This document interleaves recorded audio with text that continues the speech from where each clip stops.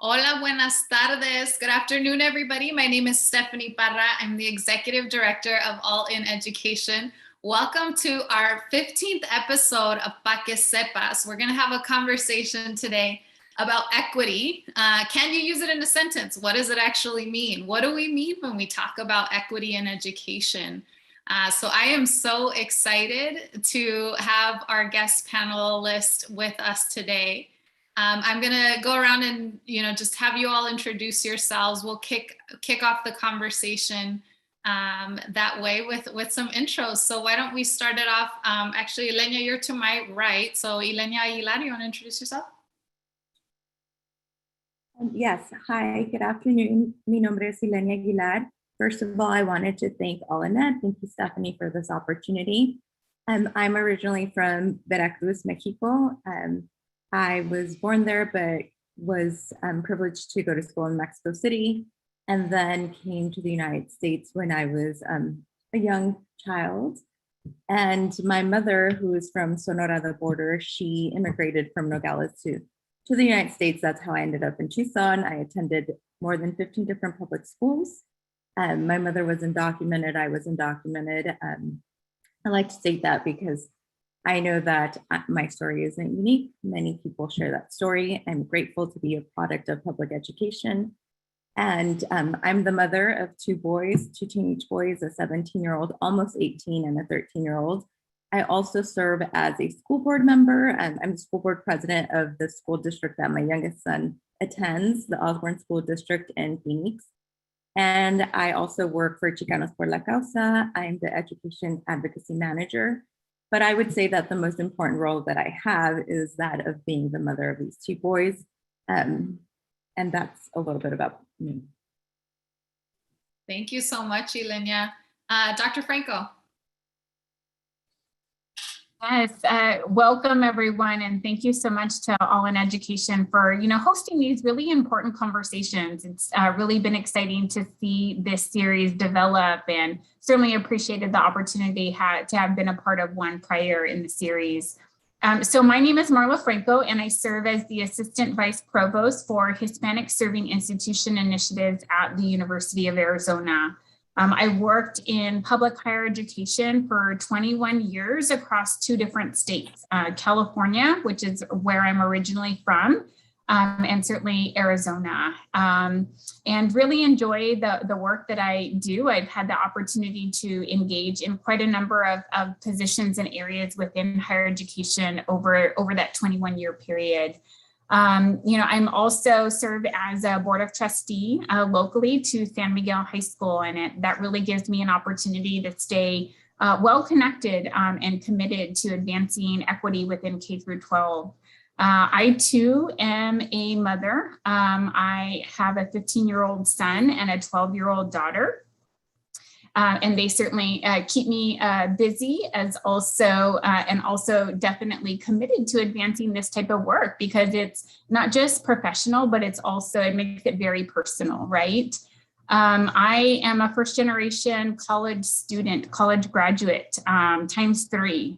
And so I certainly have entered higher education systems where access and equity has been critically important, and those elements haven't always been present. So ways in which I've navigated those systems, to reach higher education degree attainment. And now through the work that I do, how do I serve to really mobilize in reducing those barriers so that generations to come can experience access and equity in higher education? So thank you again for having me. Looking forward to the conversation.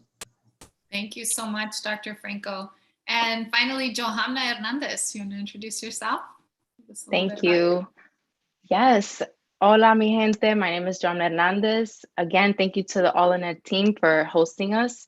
These conversations are extremely important, and I'm just happy to be part of the party. So, like I said, my name is Johamna. I was born and raised in New York City, born and bred. Shout out to the Bronx.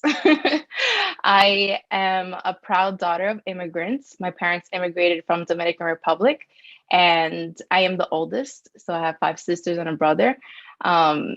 They range from age 27 to 14. So education is and has been and will always be extremely important to me as someone that had to navigate the systems and help my family navigate it as well. I also have a cute nephew that is 9 months old. He is the light of my life at the moment. And currently what I'm working on is I work for an organization out in Texas called Leadership ISD. It's an education nonprofit. And I am working in the Equity and Innovations Department. I am also blessed to work alongside the All-In-Ed team to work with their fellowship program, Adelante. So I'm just, again, happy to be here and excited to have the conversation. Awesome. Thank you all. Well, once again, thank you all for being a part of this discussion. So just to kind of frame the conversation a little bit, we talk a lot in education about the need for building a more equitable system, right? So there's a lot of talk, and I think even more so since the pandemic hit, about equity in education, but would really love to start to unpack what that actually means. So what does it mean to deliver equitable outcomes? Because it's ultimately becoming, beyond, we want to get beyond it being what's trendy or a talking point or a buzzword almost, is equity becoming a buzzword? So how do we get beyond that? But would love just thoughts on or reflections, initial reflections on how do you define equity, and then how do you define equity in education? Anyone who wants to jump in?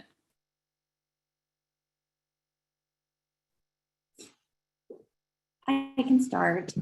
For me, I serve a K-8 school district. So as a parent and as a school board member, equity means, I think it's going to mean the same to all of us, but the way I see it played out, for me, equity is providing students the adequate resources that they need for their unique needs. And in the K-8 system, or the K-12 or the P-20, I think what we need when we talk about, or when we say that we are an equity school district or equity driven, or even in my organization, it's really sitting down and understanding who we're serving and providing those unique support services, resources that students need in order to succeed academically. And for most of our students, it's the wraparound services, it's behavioral health, not just for the students, but for the parents as well, for the teachers. And it's providing, if there's food insecurity, because there is, providing those supports. A lot of our families are struggling with keeping jobs because of their immigration status, or just because of the type of work that they do. It's helping them with, I guess, somehow securing stable housing, or helping them find ways to subsidize their housing. It looks like many different things, but the wraparound services can look very different, but they are the same for all human beings. And at the end of the day, the Latino population that I serve and the families that I serve, they're unique, their needs are very unique. And that's just so they can have a stable home and a stable place to be. But that's not even talking about what they actually need to succeed academically. I'm a former English learner. So what do English learner students need? What do children with learning disabilities need? So that looks very different. Those supports look very different in the classroom versus your traditional mainstream student. So that is ensuring that every student with their unique needs receives the adequate resources. And that's through my role as a school board member or as an advocate for education, ensuring that we are getting those resources, which means money. At the end of the day, what we need in order to solve all these issues is adequate funding to provide all students with the adequate resources that they need. And that's what equity means to me in education. Thank you so much, Ylenia. You hit on something that it made me think about, when we talk about equity in education. There was a quote that was shared with me early on when I started my role here at All in Education. And someone said to me, equity can feel like oppression to the privileged, right? And so when you talk about making sure that you're meeting the unique needs of, vulnerable populations, underserved populations, under-resourced populations, how is that showing up to other groups? And when we want to do real meaningful equity work, is there potential for a backlash or almost like pushback from other constituencies? Dr. Franco, Johamna, do any of you want to jump in on that? Yeah, absolutely. I mean, I think just to kind of elaborate on a few points, I think it's about recognizing, that we all don't kind of start from the same place in life, right? And there are certainly, I think, some structural advantages and structural disadvantages, right? Societal structures that exist that either make us or allow us to have advantages in certain environments or disadvantages, right? And I think along the lines, as I was just kind of mulling over, in preparation for today's webinar, Stephanie, you mentioned about kind of like buzzwords, right? And I think that there's a lot of talk around diversity, equity, and inclusion, right? And so there's this comboing of words, right? And it's important to kind of understand like the distinct notions of each of those terms. Like diversity is more about compositional diversity. Like, do you have various types of compositional representation, right? On your team, in your classroom, among your, teacher workforce or among your higher ed workforce, right?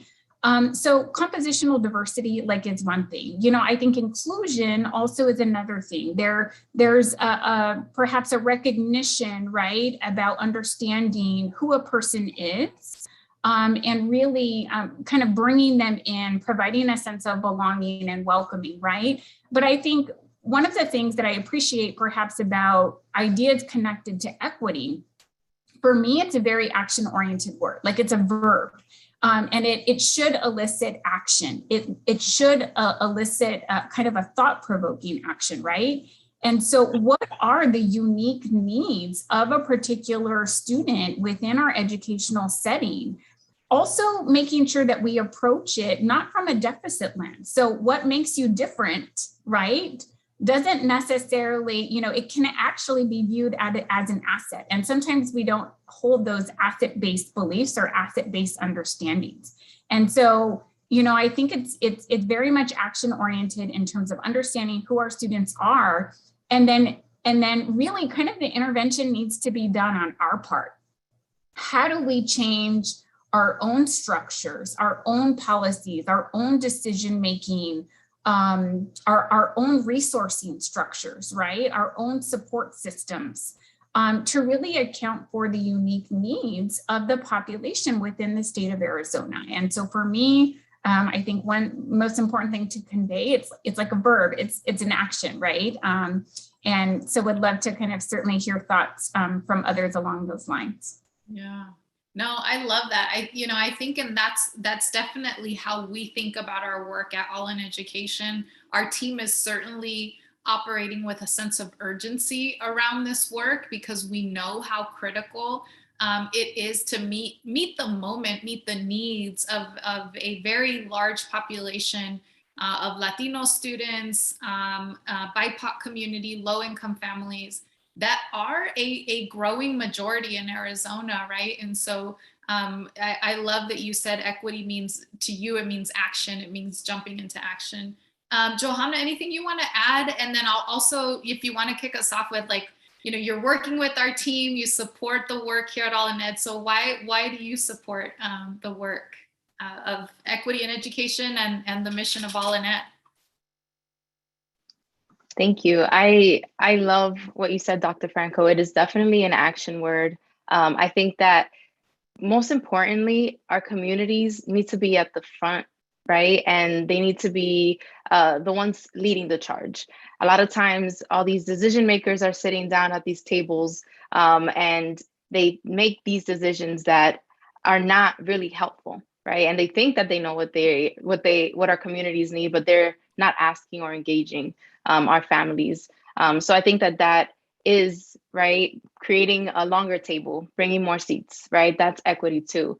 And I automatically think about the image of equality versus equity. I'm not sure if y'all have seen it, but for equality, everyone has like a little box that is the same size, and the children are different sizes. So, and they're trying to look over a fence, and some of the kids can't see because they're shorter, right? And equity is more of giving each child the type of box that they need, right? From our special education populations to our English language learners, to our gifted and talented, in their own communities. So I think that definitely bringing it to the community level is extremely, extremely important. And I'll shifting to Stephanie's question. Yeah, I love the work that All in Ed is doing. I think that it is so important to engage different people from different sectors, because the work is so heavy that one person or one community or one industry can't take it on by itself. I think allowing leaders to see the different ways that they can engage in the work is key. And we can't undervalue that.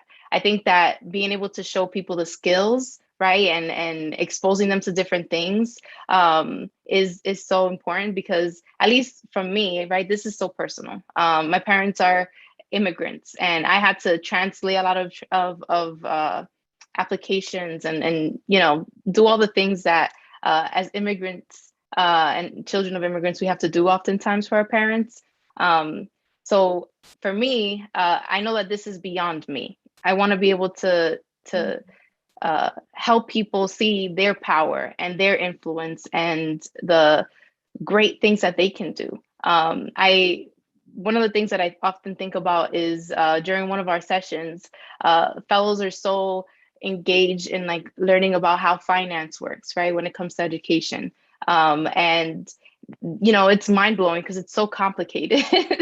And them asking questions that are intentional and seeing that, okay, I can actually do something about this, right? Like bringing the power to the people for me is always a huge drive. Yeah. No, I love that, Johamna, and I think a lot about, as you all were sharing your responses, I feel like the collective group here, probably we're all speaking the same language when we talk about equity. I think we're all pretty aligned. But do you all think that when the greater community is talking about equity, that there is a shared alignment about what we mean? I'm seeing some nodding heads, so would love some reactions. Yeah.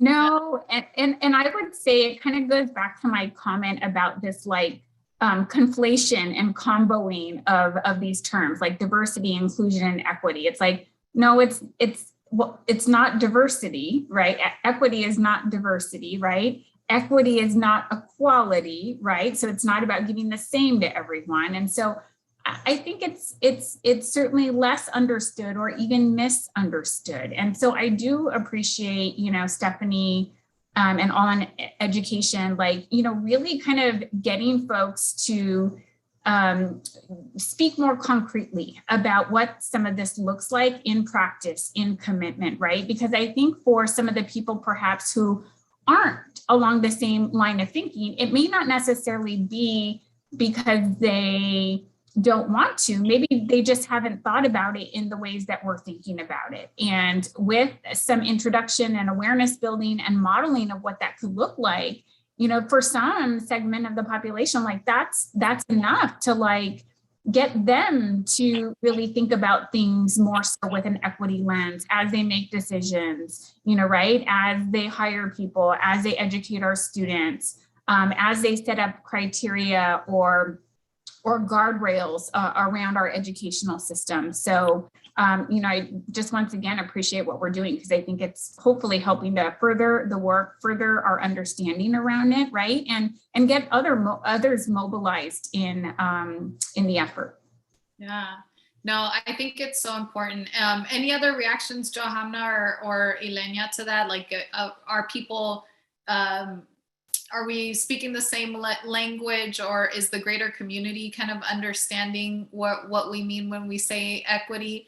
And then any thoughts? I think Dr. Franco said it beautifully. I know what we're trying to do is really build a larger coalition around a shared understanding of what we mean. But any additional thoughts that you guys want to share, would love your insights. I think Dr. Franco did a great job at like covering, but the reality is that like communities, especially those communities, it depends on who we're talking about. When we're talking about Latino students and how do we serve Latino students, or Native American students, how do we serve Native American students, or Black students, how do we serve Black students?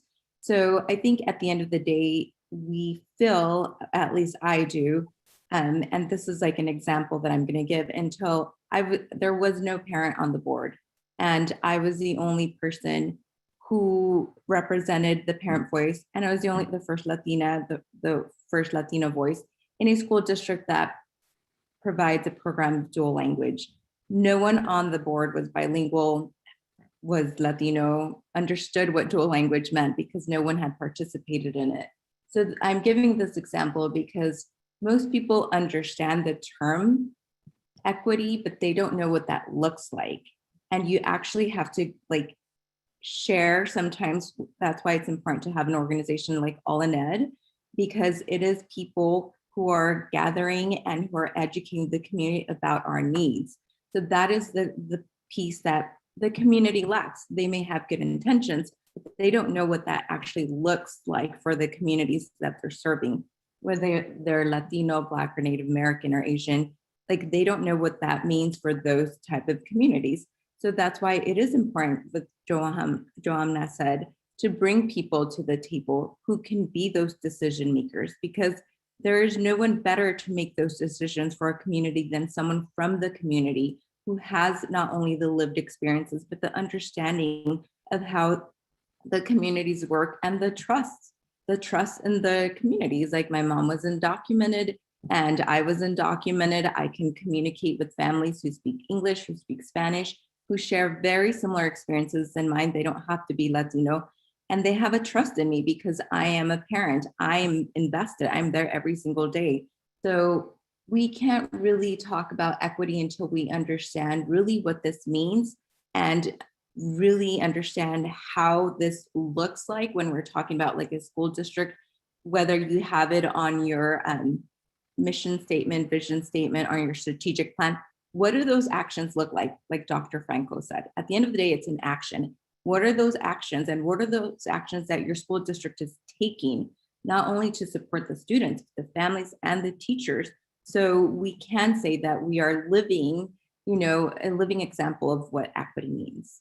Yeah, that's actually a great. I'm getting some questions in the chat, so I wanna make sure we get to them. And this is you teed this up perfectly, Ylenia. So the first question is, with equity, what are your recommendations in evaluating equity efforts at school sites? So at the local level, how can we really determine whether or not equity work is being done? Johamna, I know you work really closely with schools, and do you want to share any thoughts on that?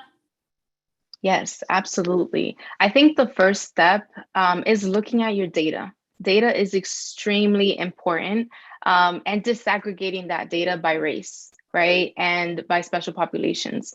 I think that a lot of time I was a teacher, and I didn't understand in the beginning the importance of data. For me, it was annoying at first. I'm like, oh, I have to turn this stuff in.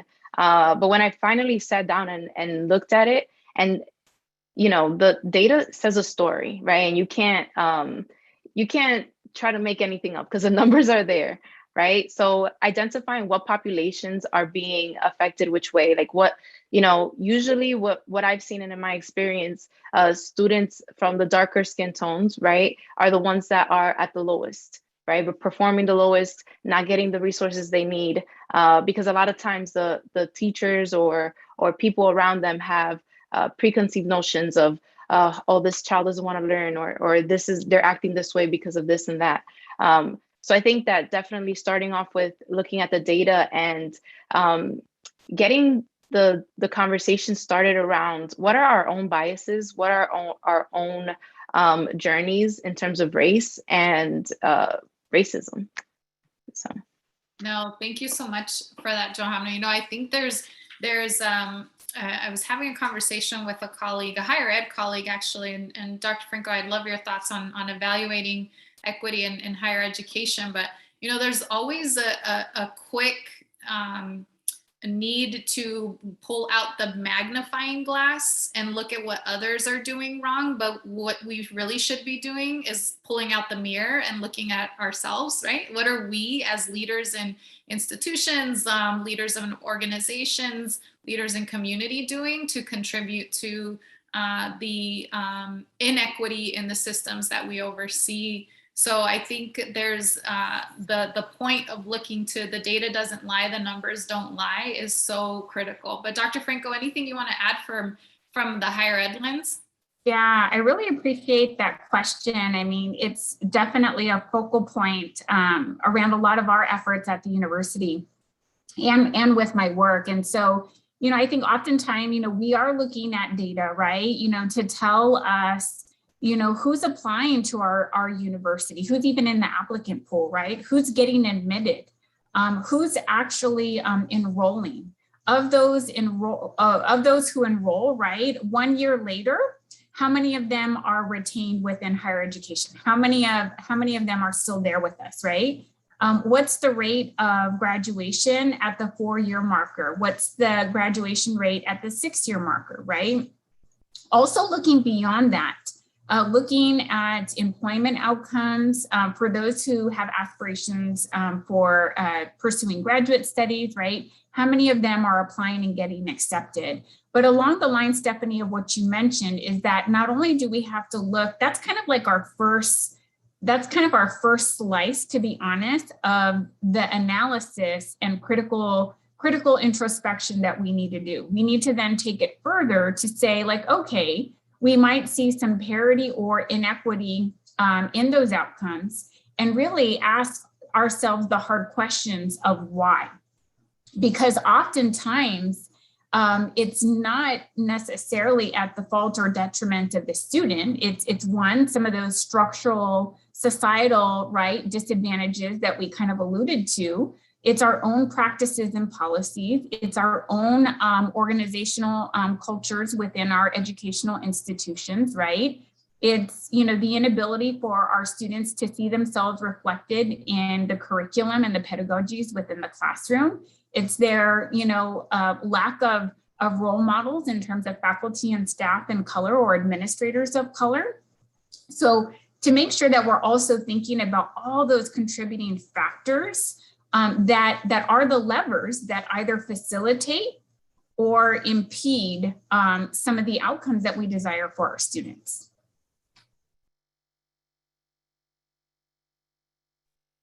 I was on mute.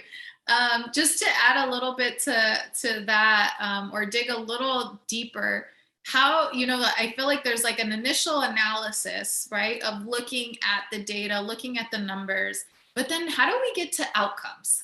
Because I think when we talk about equity work or implementing a new policy, a new practice, a new program, a strategy, everything, the make or break is an implementation, right? So how do we hold ourselves accountable? Thoughts on the implementation of this, of an equity plan, if you will.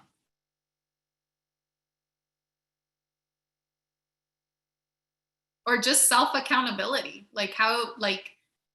setting up check-ins or, annual evaluation. I don't know, just thoughts.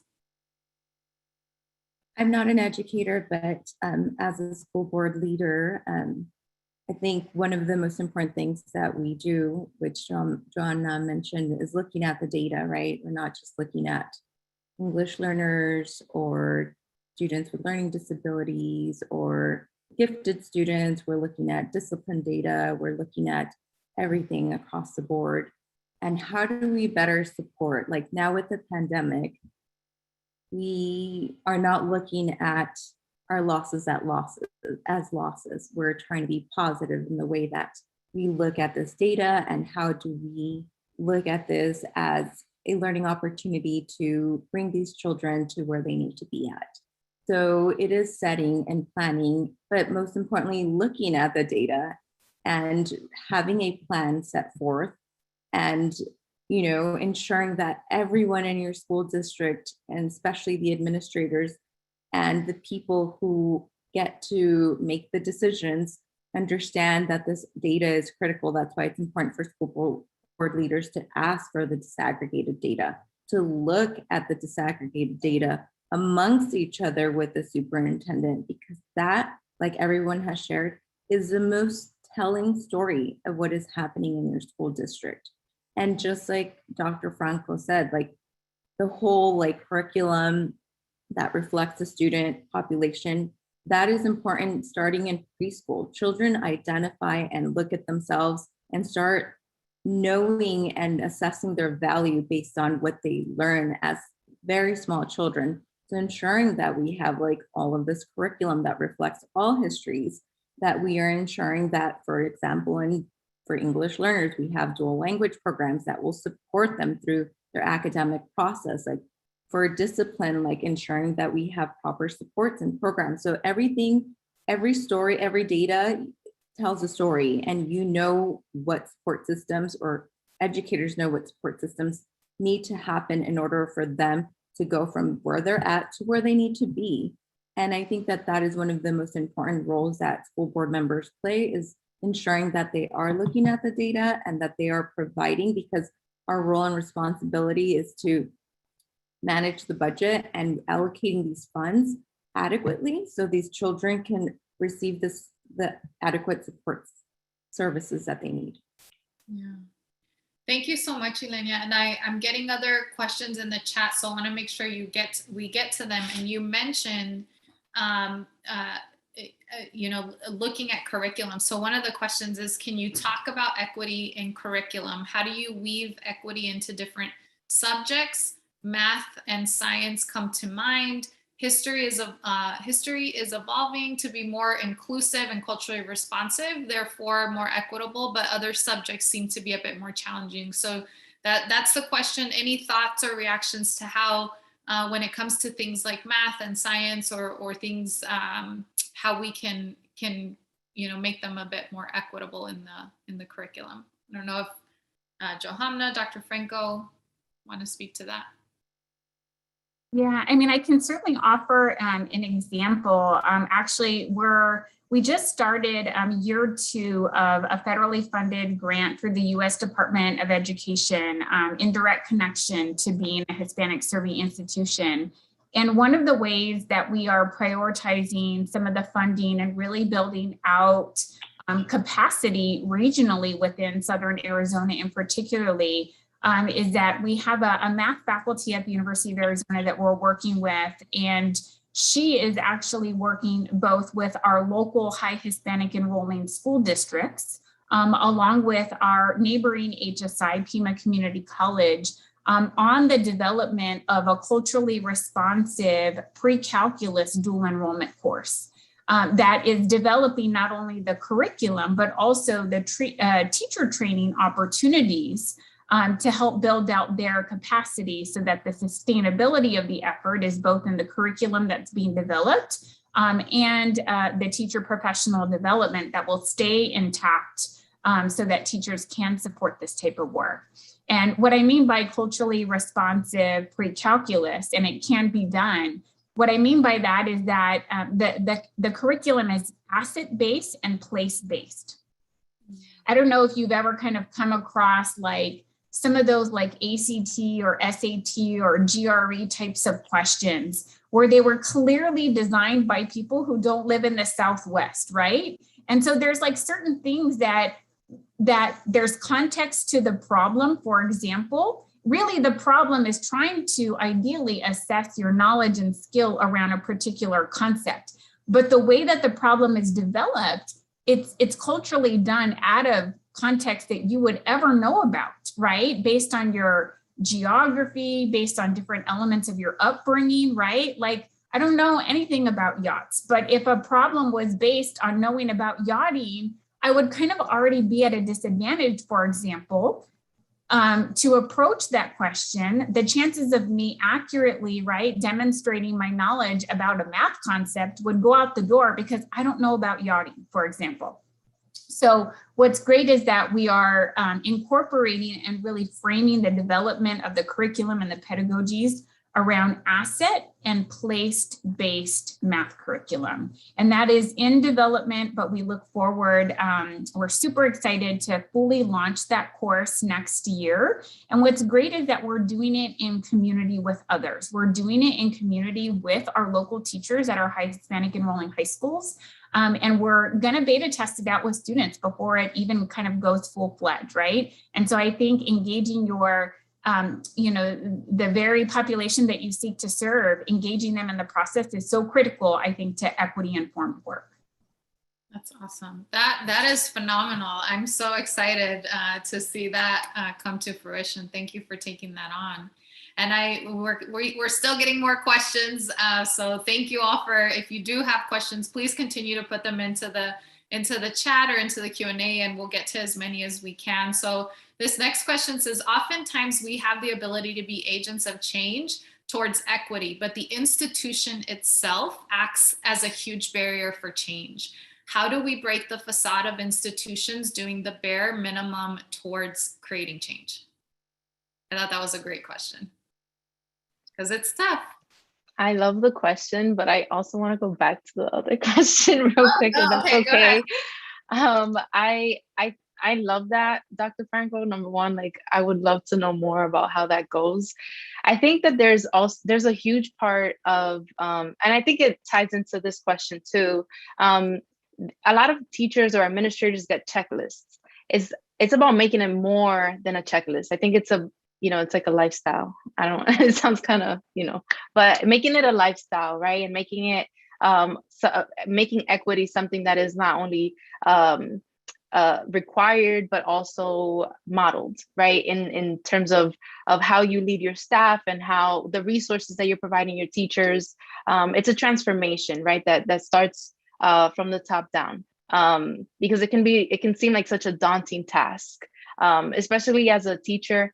I think, saying like, okay, you need to incorporate more culturally relevant curriculum in your lessons. All right, what does that mean? Right? Like, can you give me an example? Just making sure that not only, are we telling teachers or administrators, this is what you need to make sure you're doing, but also like providing them the resources, because being in the classroom is so overwhelming. And, it can be something as, introducing students, different scientists, right? Scientists of color. I love the quote. There's a mentor of mine, I guess. He always says the quote, you can't love the root if you don't love the fruit. So going back to what Dr. Franco was saying, if you need to cater to the populations that you're working with. So if you have a Latino population, right, like if they're mainly coming from Mexico, what are the, like Aztec or Mayan math instruments that they use, or different things like that, making sure that students are able to not only see the way that things are, but a different way, right? Showing them different perspectives, I think is important too. I just wanted to say that. So thank you. And you did kind of start to answer this too, like, how do we, and if you want to unpack it further, if somebody else wants to jump in, but it is, if you hit the nail on the head, like, teachers have a lot on their plates, right? Where we ask them to do so much, and it's like, throw another ball while they're juggling 10, So how are we creating systems of support for them? But we also want them to be agents of change, right? Because I always say, like, a teacher is in a leadership role. They are leading a classroom of 20, 30, sometimes unfortunately 40 kids. And so they are in a leadership role and need to be agents of change as well. So, but if they're trying to operate with change, and the institution is making it difficult, like, what can we do from the places that we all sit, whether you're in community, an educator, a practitioner, a social worker, etc. Like, what are the things that we can do? Anyone want to jump in on that? Actually wanted to just give an example of the last question, which in our school district looks like passing resolution of ethnic studies.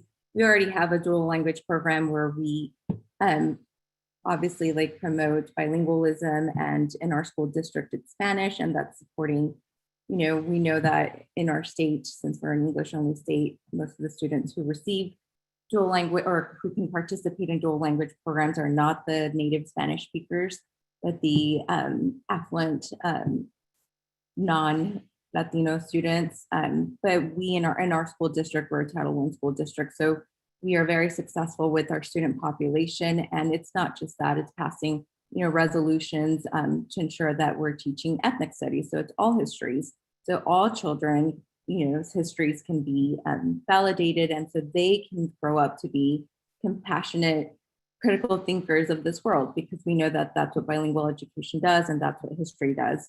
So that starts as early as kindergarten, and it goes all the way to 8th grade. My son is in dual language, so he has math and science in Spanish. So that's what it looks like in our school district.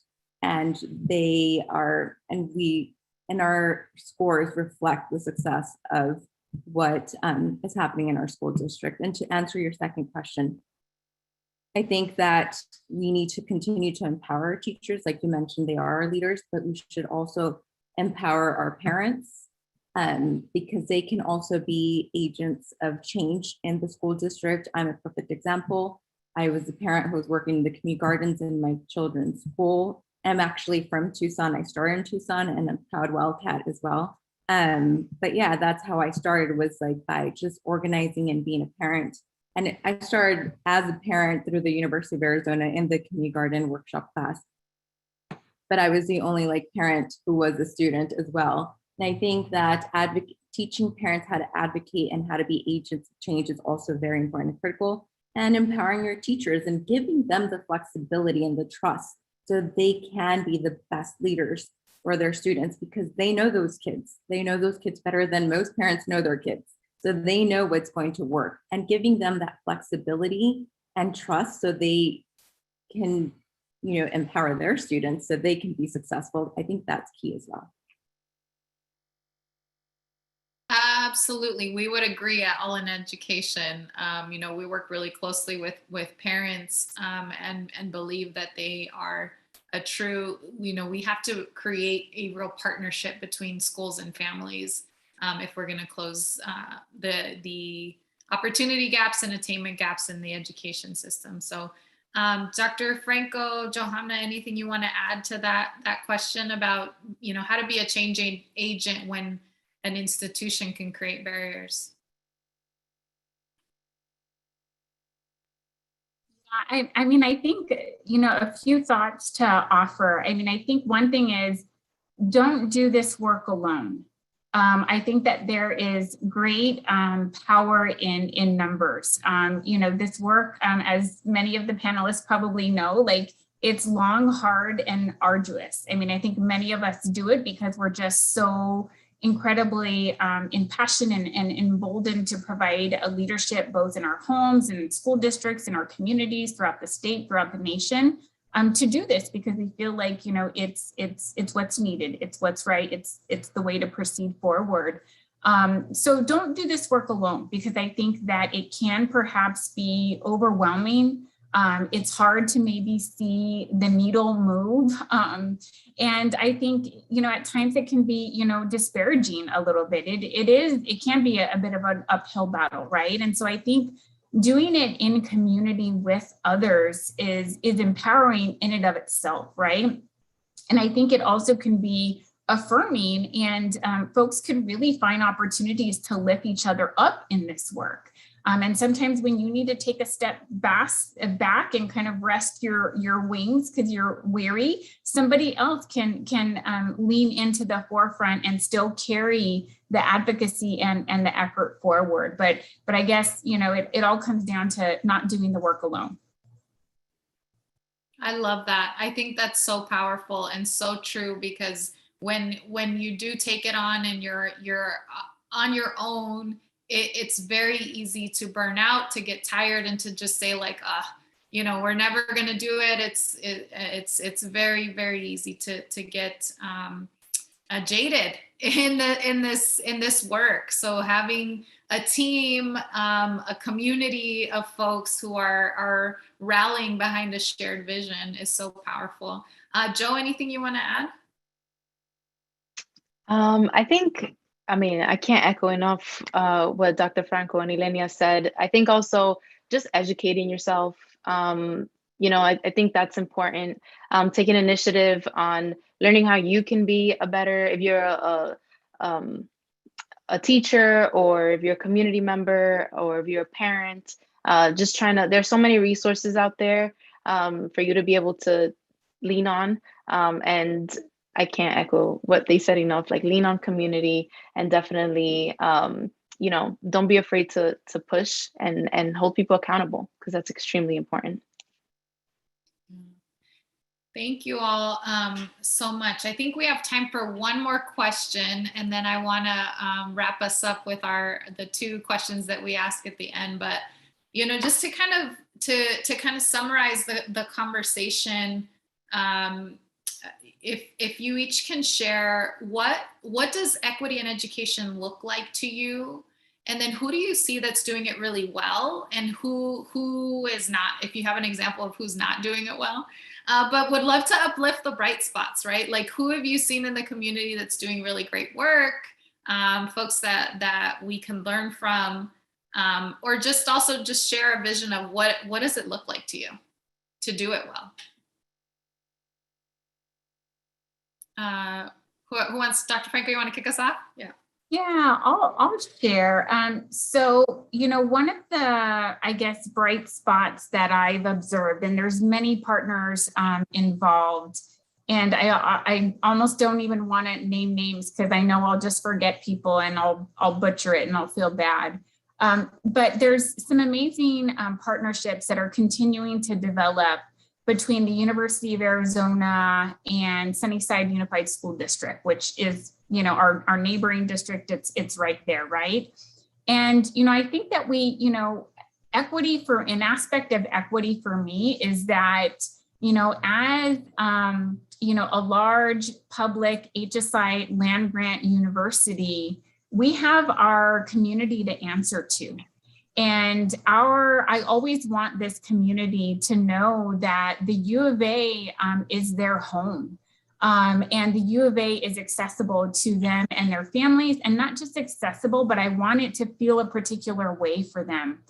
And, I think that some of the work is advancing through some committed partnerships between the University of Arizona and this district, where they're actually jointly resourcing positions so that these individuals can serve as kind of like the conduit between the school district and the university to really be located within our local high Hispanic enrolling high schools, and ensure that the resources, the information, the family engagement around college knowledge is there, and that there are very supported pathways where barriers are being eliminated, so that access, and not just access, but once they get here, is what we see through this partnership. So I would have to echo that is definitely something that I think is working well. It's still kind of in its early phases, but I think that I've seen data already where there's lots of promise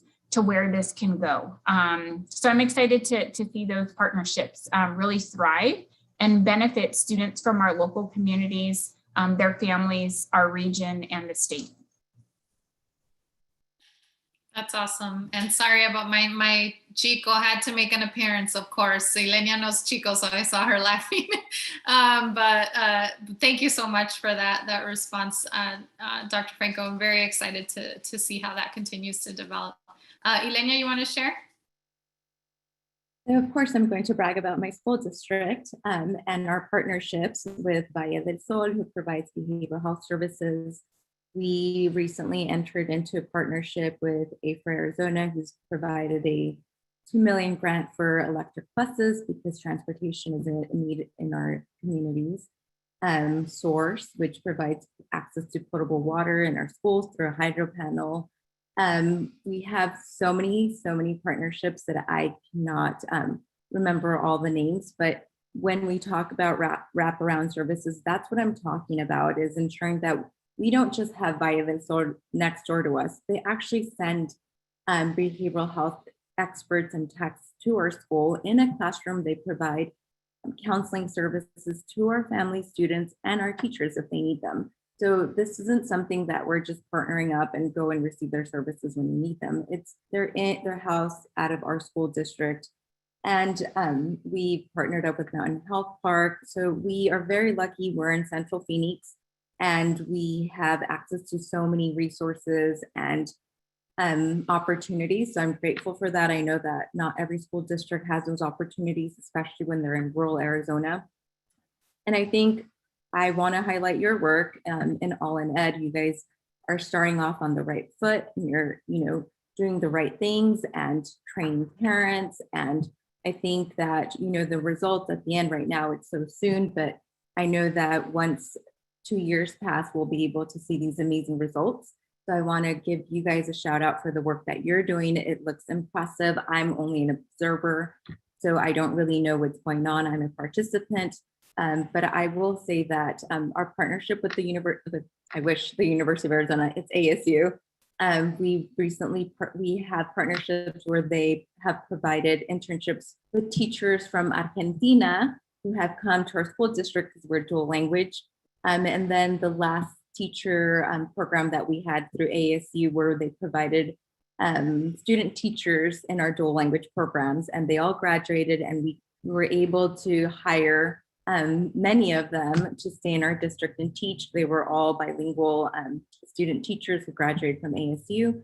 And most recently, we partnered up with NAU, and they're working on a teacher residency program. And they're trying to ensure that we have a more diverse pipeline of teachers, which means more Latino, more teachers of color that reflect our student population. So I think a lot of great work is happening in Arizona.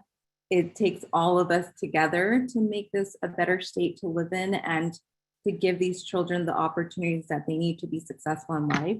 So I'm just grateful that I get to partner up with so many amazing people and to have this opportunity to be part of All in Ed today, and also celebrate your work that you're doing now and celebrate success in the future.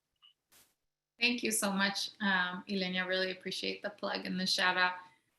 Joe, anything you want to share who you see as a bright spot from your lens? Yeah, well, Ylenia, still my little shout out. I did want to shout out the PA program that y'all are doing. I think it's so important. And we can't undervalue, right, the assets that our parents are to our education system. Dr. Franco said something earlier about like our differences shouldn't be seen as deficits, and they should definitely be seen as assets, right? Our parents, it's all about meeting them where they're at, right? Not trying to fit our parents into the box, right, that the system has created, but just destroying the box and meeting them where they're at. So I love that. I love that any organization or program that is elevating Latino leadership as well, because I think that we are the future. We are here. We're not going anywhere. And it's important for us to know the power that we have within ourselves. And there's no one else that's going to advocate or represent us better than ourselves. And anything that pushes that mission forward, I'm all for. So. Thank you. Well, thank you all so much for the time. I want to wrap up the conversation with a couple questions that we always ask on Pa Que Sepas.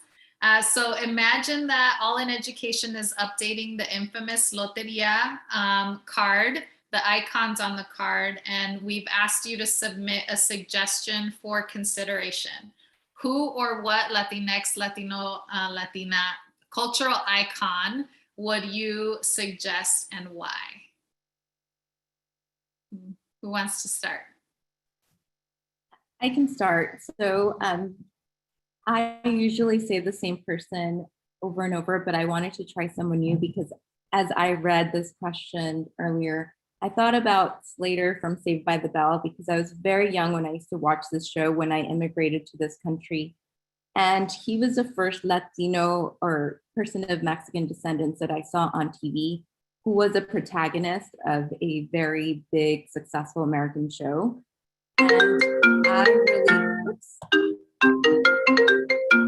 And I really saw myself reflected in him. And then once he got to college, he became an activist and learned about Chicano studies. So it was my first time seeing and hearing about people being proud of being Chicanos and seeing this in a higher education level. So that's where, like, you know, my whole love for history and Mexican American history. I majored in Latin American studies and I took several classes in Mexican American history and eventually married a Mexican American studies teacher. But anyway, like, that's the first time that I actually heard about this being in a positive light, and him being so popular and famous and this being an American show was the first time I saw myself reflected in this country. That's cool. I think that's a first. So you definitely went for creativity. Dr. Franco, Johamna? Yeah, that was a unique one. Yeah. That's cool. I would have to say I would want to put an abuela on the card. And the reason why I would do that is because this is certainly just speaking from my own experience, like, strong women make strong women. And as perhaps you look at the panelists, I mean, we've assembled quite a group here today, right? Just speaking for myself, like, I didn't get this way, or I didn't arrive at this place, right? Simply on my own efforts, right? Or on my own accord. Strong women have built this strong woman. And I think, you know, just kind of paying homage to that in a game like Loteria could be quite iconic and inspiring to other women as they consider playing the game. And not only are our abuelas inspiring to women, but I think they inspire collective families. I know my son adores his abuela, so.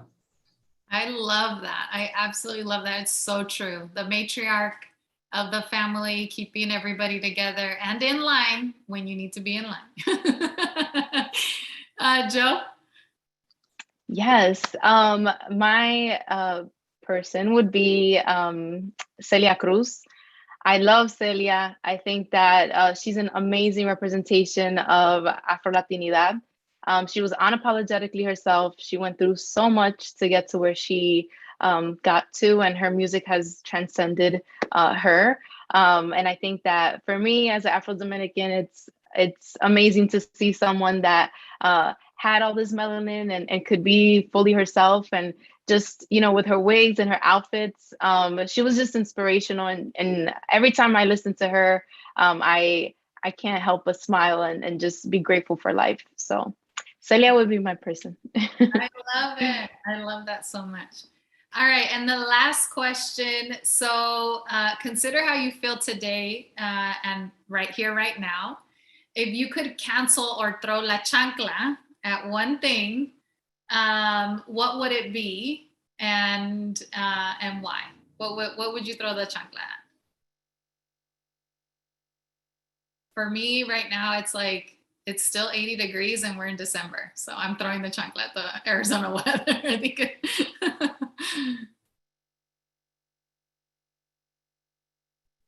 Anybody? Fine, I'll jump in. We call it la chancleta in Dominican. So la chancleta. I would throw it to like this, to the anti-CRT folks. I just feel like that movement is not like what y'all doing.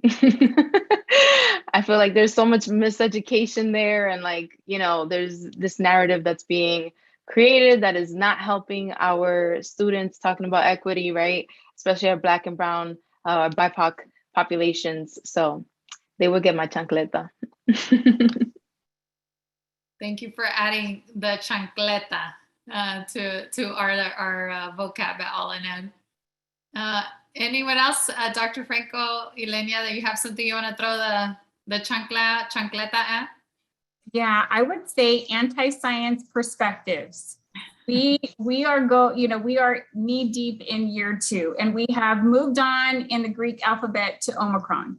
So this is here to stay unless we change kind of our actions and decisions and really kind of approach this as a community collective of health and well-being. So I know everybody wants to certainly kind of regain some sense of normalcy that is hopefully different than the way that we had before, right? But I think there's got to be certain things that we've got to commit to doing as a community to ensure safety for all. So, yeah, so true, so true. Thank you for that. Ylenia, close us out. Well, there aren't enough chanclas in Latin America to throw at. I live in Arizona, at all of the people in Arizona that I wish I could throw them at.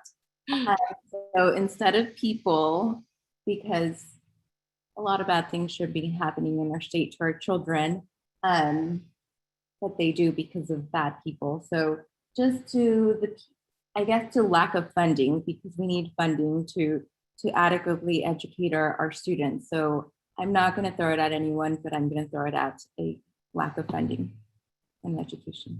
Awesome. All right. Well, hey, yeah, snaps to that. Well, thank you, ladies, mujeres chingonas. I'm going to say it because this was amazing to be on a wonderful panel with all of you powerful, powerful women doing incredible work in our communities. I'm so grateful to share space with you today. Really appreciate the time and your wisdom that you shared with our community. So thank you so much for being with us. Guys, this was another edition of Pa Que Sepas. Thank you for joining us, and we'll see you in 2022. Happy holidays, everybody.